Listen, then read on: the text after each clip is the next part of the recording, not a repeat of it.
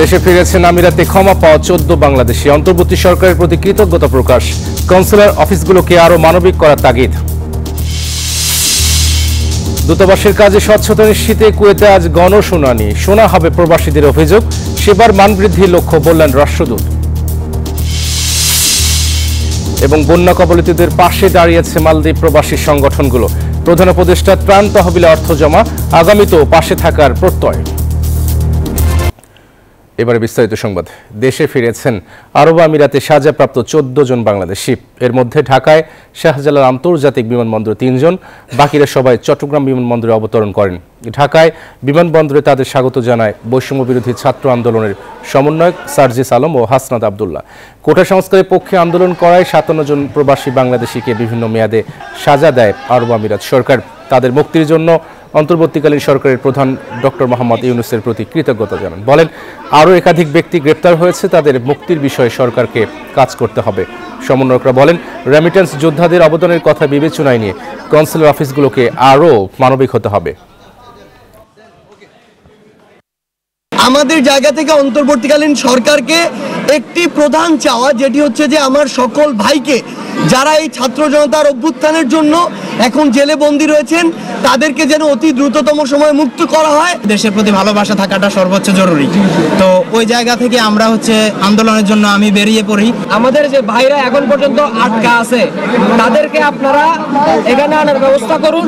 সরকার তো আমাদের সাথে আছে, যেহেতু সাথে যদি না থাকতো আমরা তো থাকতে পারি না। অবশ্যই আমাদের সাথে আছে, আমাদেরকে অনেক হেল্প করছে। কুয়েতে বাংলাদেশ দূতাবাসের সেবামূলক কাজের স্বচ্ছতা ও জবাবদিহি নিশ্চিত এবং সেবার মান বৃদ্ধির লক্ষ্যে গণশুনানির সিদ্ধান্ত নেওয়া হয়েছে। প্রতি মাসের দ্বিতীয় রোববার গণশুনানি অনুষ্ঠিত হবে। এছাড়া প্রবাসীদের জন্য অভিযোগ ও পরামর্শ বাক্স স্থাপনের সিদ্ধান্ত নেওয়া হয়েছে। এমন তথ্য জানিয়েছেন কুয়েতে নিযুক্ত বাংলাদেশের রাষ্ট্রদূত major general Syed Tarek Hossain. Kuwait থেকে জাহাঙ্গীর খান পলাশের তথ্যচিত্রে ডেস্ক রিপোর্ট।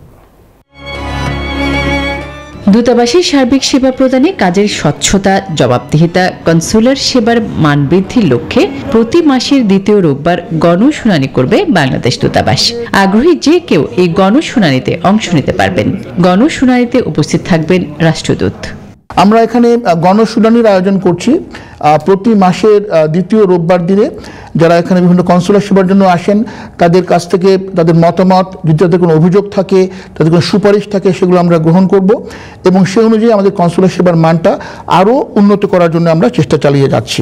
এই গণশুনানিতে দূতাবাসের অভিযোগ বক্স রাখা হবে। সেখানে প্রবাসীরা তাদের সমস্যার কথা জানাতে পারবেন প্রবাসীদের কল্যাণে পরামর্শ দিতেও। এখানেই শেষ নয়, কুয়েতের কেন্দ্রীয় কারাগার পরিদর্শনের পাশাপাশি আইনি সহায়তাও দেবে দূতাবাস। এই ধারা অব্যাহত থাকবে বলে জানান কুয়েতে নিযুক্ত বাংলাদেশের রাষ্ট্রদূত মেজর জেনারেল সৈয়দ তারেক হোসেন। রাষ্ট্রদূতের সঙ্গে বাংলাদেশ প্রেস ক্লাব কুয়েতের নেতৃবৃন্দের বৈঠকে উপস্থিত ছিলেন কাউন্সিলর ও দূতালয় প্রধান মোহাম্মদ মুনিরুজ্জামান। ছিলেন বাংলাদেশ প্রেস ক্লাব কুয়েতের সহসভাপতি আলামিন রানা, সাধারণ সম্পাদক আজ জুবেদ, যুগ্ম সম্পাদক মোহাম্মদ হেফজু সহ আরো অনেকে। Desk report, news 24। বন্যা কবলিত মানুষের জন্য সহযোগিতার হাত বাড়িয়ে দিয়েছে মালদ্বীপ প্রবাসীদের বিভিন্ন সংগঠন। প্রধান উপদেষ্টার ত্রাণ তহবিলে অর্থ পাঠিয়েছে মালদ্বীপ বিএনপি ছাড়াও মালদ্বীপ বাংলা প্রেস ক্লাব সহ কয়েকটি সংগঠন। তারা বলেন, শুধু রেমিটেন্স পাঠিয়ে নয়, দেশের যে কোনো দুর্যোগে পাশে দাঁড়াতে প্রস্তুত মালদ্বীপ প্রবাসীরা। মালদ্বীপ থেকে ইমরান তালুকদারের তথ্যচিত্রে ডেস্ক রিপোর্ট। বাংলাদেশের দক্ষিণ অঞ্চলের স্মরণকালের ভয়াবহ বন্যায় বিপর্যস্ত জনজীবন। দেশের 84টি উপজেলা তলিয়ে যায় বানের পানিতে। ক্ষতিগ্রস্ত হয় 1 কোটিরও বেশি মানুষ। এমন পরিস্থিতিতে দেশের সর্বস্তরের মানুষের পাশাপাশি সহযোগিতার হাত বাড়িয়েছে মালদ্বীপের বিভিন্ন প্রবাসী সংগঠন। 46তম প্রতিষ্ঠা বার্ষিকীর অনুষ্ঠান সীমিত করে খরচের সেই অর্থ বন্যার্তদের জন্য সেন্ট্রাল বিএনপির গঠিত ত্রাণ তহবিলে জমা দেয় মালদ্বীপ বিএনপির নেতাকর্মীরা। মালদ্বীপ বিএনপির পক্ষ থেকে দেশনায়ক তারেক রহমানের নির্দেশে আমরা বিএনপির ত্রাণ তহবিলে এই অর্থ পাঠিয়ে দিলাম, যাতে বাংলাদেশের যে সমস্ত এলাকায় বন্যার জন্য ক্ষয়ক্ষতি হয়েছে যাতে দ্রুত সারিয়ে উঠতে পারে। বন্যার্তদের সহায়তায় প্রধান উপদেষ্টা ত্রাণ তহবিলে অর্থ পাঠিয়েছেন মালদ্বীপের প্রবাসী সাংবাদিকদের সংগঠন মালদ্বীপ বাংলা প্রেস ক্লাবও। যারা সাংবাদিকতার পেশার সাথে জড়িত আছি, তা আমরাও এই ভয়াবহ বন্যার ক্ষতিগ্রস্ত মানুষদের জন্য আমরাও চাচ্ছি যে এই ক্ষতিগ্রস্ত মানুষের পাশে দাঁড়াতে।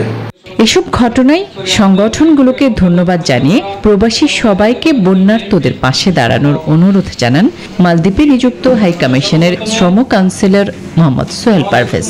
মাননীয় প্রধান উপদেষ্টা যে ত্রাণ ও কল্যাণ তহবিল রয়েছে সেখানে একটি আর্থিক অনুদান প্রদান করেছেন, তা আমরা অত্যন্ত আনন্দিত এবং আমরা আশা করব একইভাবে মালদ্বীপে যারা অন্যান্য প্রতিষ্ঠান বা সংগঠন রয়েছে তারাও এগিয়ে আসবেন। তিনি বলেন, দেশ ভালো থাকলে প্রবাসীদের পরিবার পরিজনও ভালো থাকবে। Desk report, news 24। স্পেনের বার্সেলোনায় শাহজালাল জামে মসজিদে ইসলামিক শিক্ষা কোর্স 2024-এর পুরস্কার বিতরণ অনুষ্ঠিত হয়েছে। এতে বিপুল সংখ্যক বাংলাদেশি শিশু কিশোর ও তাদের অভিভাবক এবং স্থানীয় কমিউনিটি নেতৃবৃন্দ উপস্থিত ছিলেন। আব্দুল বাসিত কয়েসারের সভাপতিত্বে অনুষ্ঠানে শিশু কিশোরদের হাতে পুরস্কার তুলে দেন আমন্ত্রিত অতিথিরা। গ্রীষ্মকালীন স্কুল ছুটিতে 2 মাসব্যাপী স্থানীয় মুসলিম বাংলাদেশি শিশু কিশোরদের পবিত্র কুরআন, সহিহ তিলাওয়াত ও ইসলামী শিক্ষা প্রদান এবং প্রতিযোগিতা শেষে পুরস্কার প্রদান করা হয়। এছাড়াও ইসলামী শিক্ষা কোর্সে অংশগ্রহণকারী 97 জন শিশু কিশোরকে সনদ প্রদান করা হয়। গাজা যুদ্ধে পশ্চিমা মিত্ররা ইসরায়েলকে অস্ত্র সরবরাহ করল। এবার গুরুতর অভিযোগ ভারতের বিরুদ্ধে। ফিলিস্তিনের নিরীহ মানুষ মারতে ব্যবহৃত হচ্ছে নয়াদিল্লি থেকে যাওয়া বিপুল পরিমাণ অস্ত্র, গোলা বারুদ। এমন অবস্থায় ইসরায়েলকে অস্ত্র সরবরাহ বন্ধে ভারতের সুপ্রিম কোর্টে আবেদন উঠেছে। বিশ্লেষকরা বলছেন, গাজা যুদ্ধে ভারতের সহায়তা আন্তর্জাতিক মানবাধিকার লঙ্ঘন। সম্প্রতি স্পেনের বন্দরের কাছে ভারতের পণ্যবাহী জাহাজ ঘিরে সন্দেহ। জাহাজটিতে রয়েছে বিপুল পরিমাণে অস্ত্র যা ইসরায়েলে পাঠানো হচ্ছে। পরে আল জাজিরার অনুসন্ধানে উঠে আসে এসব অস্ত্র পাঠানো হচ্ছিল ভারত থেকেই। 21 মে ভারতের কার্গো জাহাজ স্পেন উপকূলে আটকে যায়, যেটিও ইসরায়েলের হাইফা বন্দরে যাওয়ার কথা ছিল। দেশটির সরকারও ভারতের বিরুদ্ধে আঙ্গুল তোলে। এমনকি গাজায় বিস্ফোরিত ক্ষেপণাস্ত্রের একটি অংশে মেড ইন ইন্ডিয়াও লেখার তথ্য সামনে আসে। এমন অবস্থায় ইসরায়েলে ভারত সরকারের অস্ত্র সরবরাহ বন্ধ করতে দেশটির সর্বোচ্চ আদালতে গেছেন বেশ কয়েকজন কূটনীতিক, শিক্ষাবিদ এবং বুদ্ধিজীবী। ইসরায়েলকে অস্ত্র এবং রপ্তানির জন্য ভারতীয় বিভিন্ন কোম্পানিকে দেওয়া লাইসেন্স বাতিল করতে সরকারকে নির্দেশ দেওয়ার দাবি জানিয়েছেন তারা। নাম উঠেছে munitions India, premier explosive, Adani defence সহ বেশ কয়েকটি কোম্পানির বিরুদ্ধে। বিশ্লেষকরা বলছেন, একদিকে ফিলিস্তিনিদের পক্ষে আওয়াজ তুলছে ভারত, অন্যদিকে তাদের মারতে ইসরায়েলে বিক্রি করছে অস্ত্র। Is that India should partner itself with the Israelis in this absolutely horrendous venture. বিশ্লেষকরা এও বলছেন, প্রশ্ন উঠলে গাজা যুদ্ধের দায় এড়াতে পারবে না নয়াদিল্লি। মাসুদ রানা, নিউজ 24।